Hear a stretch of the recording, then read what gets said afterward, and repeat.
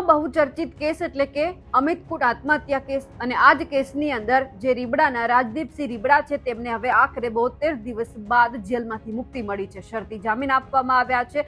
તે પોતાના ઘરે પહોંચ્યા, એમનું ભવ્ય સ્વાગત પણ થયું છે અને આ બધાની વચ્ચે તેમણે એક મોટો ખુલાસો પણ કર્યો છે। હવે કયા શરતી જામીન આપવામાં આવ્યો છે, શું ખુલાસો કર્યો છે, તેમની ચર્ચા કરીએ। નમસ્કાર, આપ જોઈ રહ્યા છો નિર્ભય ન્યૂઝ અને હું છું આપની સાથે રિદ્ધિ। ગોંડલની અંદર બહુચર્ચિત જે આ કેસ ઘણા લાંબા સમય માટે ચાલ્યો હતો, જ્યારે જે રાજદીપસિંહ રીબડા છે તેમનું નામ આખા પ્રકરણમાં સામે આવ્યું હતું ત્યારે તે ફરાર હતો અને એ જ પછી તેમણે સીધું જ આત્મસમર્પણ પણ કર્યું હતું। હવે આ જ કેસની અંદર આખરે 72 દિવસના જેલવાસ બાદ તે મુક્ત થયો છે। રીબડાના અમિત કુટ આપઘાત કેસમાં રાજદીપસિંહ જાડેજા ઘણા સમયથી જેલમાં હતા।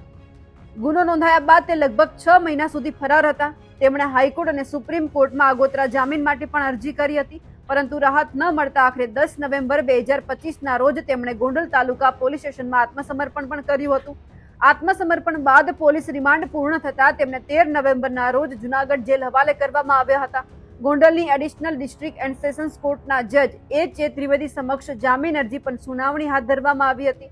આ કેસમાં ફરિયાદ પક્ષે સ્પેશિયલ પીપીની નિમણૂક કરી, જ્યારે બચાવ પક્ષે મજબૂત દલીલો પણ કરી હતી।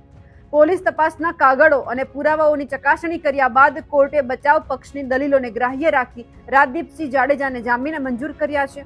આ નિર્ણયથી રીબડા પંથકમાં પણ ચર્ચા જગાવનાર આ કેસમાં રાજદીપસિંહને હવે રાહત મળી છે।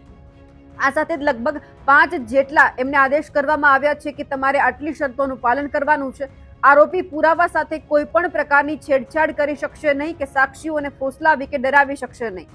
આરોપીએ જામીન મુક્ત થયા બાદ 1/4/2026 સુધી રાજકોટ જિલ્લાની હદ છોડવાની રહેશે નહીં। ત્યારબાદ પણ કેસનો નિકાલ ન આવે ત્યાં સુધી કોર્ટની પરવાનગી વગર ગુજરાત રાજ્ય બહાર જવા પણ મનાઈ છે।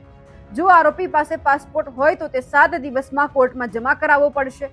જો ન હોય તો એ અંગેનું સોગંદનામું છે તે પણ રજૂ કરવાનું રહેશે। ટ્રાયલ દરમિયાન નિયમિત હાજર રહેવું પડશે, તેમજ પોતાના રહેઠાણ અને મોબાઈલ નંબરની વિગતો લેખિત સોગંદનામા દ્વારા કોર્ટ અને પોલીસ તપાસ અધિકારીને આપવાની રહેશે।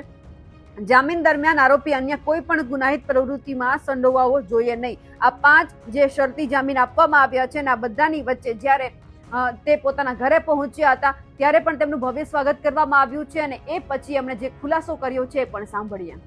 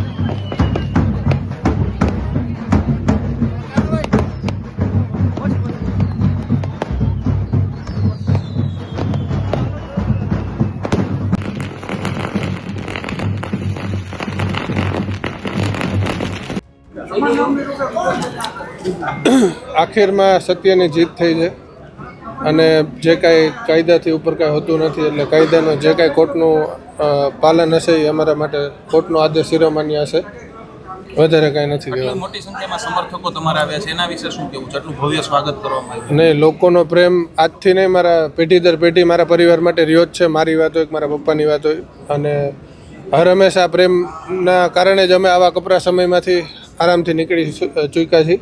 એટલે આ 72 દિવસમાં જે કાંઈ લોકોએ મારા માટે સ્વયંભૂ રીબડા, મારા પપ્પા માટે સ્વયંભૂ, મારા સમાજના, અન્ય સમાજના 18 વર્ષના લોકો જે ગોંડલ તાલુકાના વેપારીઓ, ઉદ્યોગપતિ તમામ ભેગા થયા હતા સ્વયંભૂ અમને ન્યાય અપાવવા માટે, એ બધાને હું નતમસ્તક કરીને પ્રણામ કરું છું કે આપ સૌનો ખૂબ ખૂબ ધન્યવાદ કે આપના માટે થઈને આજે સત્યની જીત થઈ છે આપ લોકોના કારણે। તમારા પિતાજીની ગેરહાજરીમાં પણ રીબડામાં ખૂબ મોટું સંમેલન જેવું મળ્યું હતું, એમાં હજારો લોકો આવ્યા હતા, એ વિશે શું? નહીં, એ જ લોકોનો પ્રેમ ને લાગણી હર હંમેશ રહી છે। એટલે સત્યને પરેશાન છે પણ પરાજિત નથી। એટલે જી જે કેસને લઈને તમે ગયા હતા જેલમાં જી. જેને લઈને શું? એ કેસનું મેં કીધું એમ કે આજે સેશન કોર્ટે મને શરતી જામીન આપ્યા છે, એનું ખૂબ અમે પાલન કરશું, કોઈ પણ શરત ભંગ ન થાય અને એનું ખૂબ કાળજીપૂર્વક અમે પાલન કરશું. અને આવીને આવી જ રીતે કોર્ટ ઉપર ભરોસો છે, ન્યાયપાલિકા ઉપર અમને ભરોસો છે કે હજી આગળ જતાં પણ અમારો વિજય થશે. સત્ય પરેશાન છે, પરાજિત નથી, મેં તમને કીધું એમ. પ્રદીપસિંહ, જય માતાજી. અનિરુદ્ધસિંહે કીધું હતું કે જે પ્રમાણે આખું ષડયંત્ર રચવામાં આવ્યું હતું, તમને કોણ લાગે છે આની પાછળ કોણ છે? એ તો ભગવાનને ખબર ભાઈ. હું ડાયરેક્ટ એમાં કોઈનું ટિપ્પણી કરવાવાળો માણસ નથી. જે હશે એને કુદરત એને પહોંચાડશે ભાઈ. હો, જય માતાજી, જય માતાજી. હવે જે રીતે રાજદીપસિંહ રીબડાને ક્યાંક જે શરતી જામીન આપવામાં આવ્યા છે અને કહી દીધું છે કે જે વ્યક્તિનો આમાં હાથ હશે એમને સજા તો ચોક્કસ મળશે, હું નહીં પરંતુ ઉપરવાળો એમને સજા આપશે. હવે જે આ ઘટના સામે આવી છે તેમને લઈ આપ શું માનો છો કમેન્ટ કરીને ચોક્કસથી જણાવજો. સાથે જ અમારી નિર્ભય ન્યૂઝ ચેનલને લાઇક, શેર અને સબસ્ક્રાઇબ કરવાનું ભૂલશો નહીં. નમસ્કાર.